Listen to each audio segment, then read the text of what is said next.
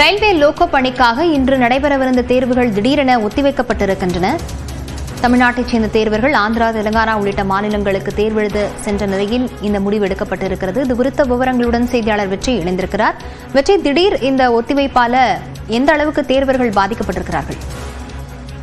லவண்யா, இந்த ஆர்ஆர்பி மூலம் நடத்தப்படக்கூடிய assistant loco pilot பதவிக்கான அந்த CB2 பிரிவு என்று சொல்லப்படக்கூடிய அந்த பிரிவுகளில் நடத்தப்படக்கூடிய தேர்வுகளுக்கான தேர்வு இடங்கள் ஒன்று வெளி மாநிலங்களில் கிட்டத்தட்ட 1000 கிலோமீட்டருக்கு அப்பால் தெலுங்கானா, ஹைதராபாத்தில் போட்டிருப்பதாக தமிழக மாணவர்கள், தமிழகத்திலிருந்து 6000க்கும் மேற்பட்ட மாணவர்கள் இந்த தேர்வினுடைய முதல் கட்ட கணினி தேர்வில் CBT1 தேர்வில் தொலைபேசி வாயிலாக தேர்வர் வினோத் இணைந்திருக்கிறார். அவரிடம் பேசலாம்.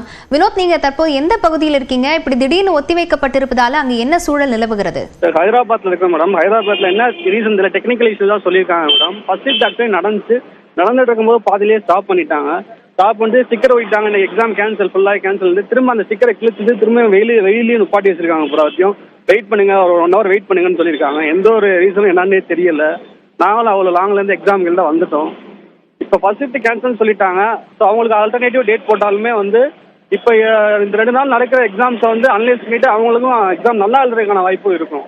இது கேன்சல் பண்ணால் மொத்தமாக பண்ணணும், இல்லை என்ன ரீசன் ஏதாவது சொல்லணும், எதுவுமே சொல்ல மாட்டாங்க. வெயில் அப்படி நின்றுட்டு இருக்கோம் மேடம்.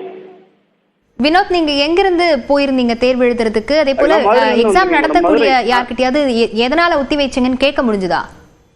டெக்னிக்கல் ரீசன் தான் சொல்லியிருக்காங்க மேடம். ஃபர்ஸ்ட் ஷிஃப்ட் ஆக்சுவலி ஒத்தி வச்சிட்டோம்னு சொல்லிட்டாங்க. செகண்ட் ஷிஃப்ட் இருக்கு. நாங்கள் என்ன சரியான பதில் சொல்லல. நாங்கள் அப்படியே வெளியே தான் நின்றுகிட்டு இருக்கோம். எக்ஸாம் எழுதாம பரிசையில் நின்றுகிட்டு இருக்கோம் எல்லாருமே. இல்லை, எக்ஸாம் சென்டர்ஸ் எங்கெங்கெல்லாம் உங்களுக்காக அமைக்கப்பட்டிருந்தது வினோத்? இங்க ஹைதராபாத்ல ஒரு 4 இடத்துல போட்டிருக்காங்க மேடம். அது பேர் சரியா தெரியல. இங்க 4 இடத்துல இருக்கு மேடம். ஹைதராபாத்ல இருந்து ஒரு 30 கிலோமீட்டர் தள்ளி 4 சென்டர் போட்டிருக்காங்க. நீங்க இப்ப எந்த பகுதியில இருக்கக்கூடிய எக்ஸாம் சென்டர்ல இருக்கீங்க? உங்களோட சேர்த்து எத்தனை தேர்வாளர்கள் நம்ம தமிழ்நாட்டை சேர்ந்தவர்கள் இருக்கிறாங்க வினோத்? இங்க 6000 பேர் செலக்ட் ஆனாங்க மேடம். அதுல 80% பேர் இங்க ஹைதராபாத் தான் வந்திருக்காங்க. இங்க கர்மன் கட்டுன்னு சொல்லிட்டு அந்த ஏரியால நான் இருக்கேன் மேடம். இப்ப இந்த தேர்வு ஒத்திவைக்கப்படும் சொல்லியிருக்காங்க. எந்த தேதி குறிப்பிட்ட அப்ராக்சிமேட்டா அதாவது தேதி சொல்றாங்களா? இல்ல என்ன ஒத்திவைப்புன்னு என்ன சொல்லல மேடம். முதல் ஷிஃப்ட் ஒத்தி வச்சாங்க கன்ஃபார்ம். அது செகண்ட் ஷிஃப்ட்டுக்கு என்ன சொல்லல. ஃபர்ஸ்ட் டே ஸ்டிக்கர் ஒட்டினதுல 2 ஷிஃப்ட்டுமே ஒத்தி வைக்கிறோம்னு சொன்னாங்க. இப்போ 2மே ஸ்டிக்கரை கிழிச்சு செகண்ட் ஷிஃப்ட் நடக்கும்னு சொல்றாங்க. பட் ஆனா எந்த ஒரு கன்ஃபர்மேஷனும் கொடுக்கல. நாங்கள் வெயில நின்றுட்டு இருக்கோம் மேடம். 24 hours டிராவல் பண்ணி நின்றுட்டு இருக்கோம். இன்னும் இந்த தேர்வுக்காக எத்தனை நாட்களாக நீங்க தயாராகி இருந்தீங்க வினோத்? 5 வருஷமா படிச்சுட்டு இருக்கேன் மேடம். அது முதல் அட்டெம்ப்ட் 2018 நான் முடிச்சிட்டேன். அதில் மெயின்ஸ்ல போயிட்டு ஃபியூ மார்க்ஸ்ல ஃபெயில் ஆயிட்டேன். இது 2வது அட்டெம்ப்ட். இது லாஸ்ட் அட்டெம்ப்டும் கூட எனக்கு ஆக்சுவலி. இப்படி திடீர்னு ஒத்திவைப்பு அப்படின்னு சொன்னதுனால அங்க நீங்க என்ன பாதிப்பு?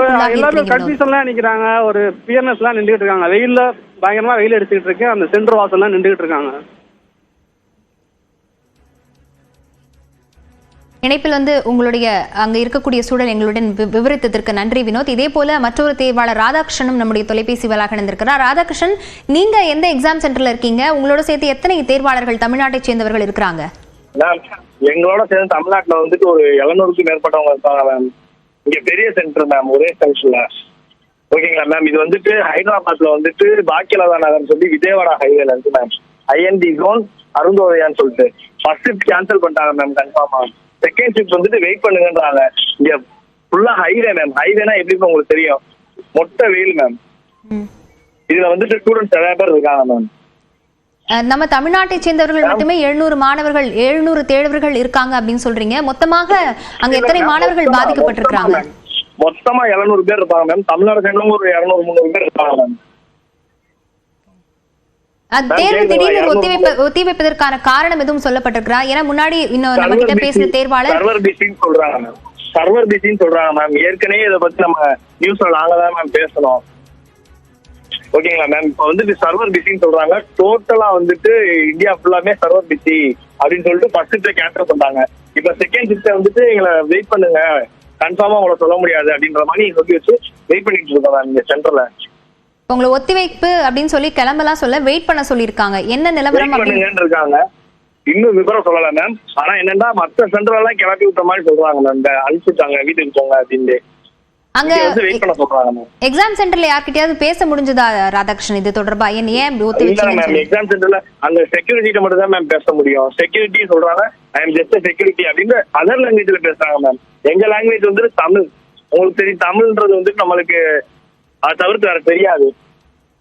இப்படி திடீர்னு ஒத்தி வைக்கப்படுவதா யார் வந்து அங்க அறிவிச்சாங்க ராதாகிருஷ்ணன் உங்ககிட்ட?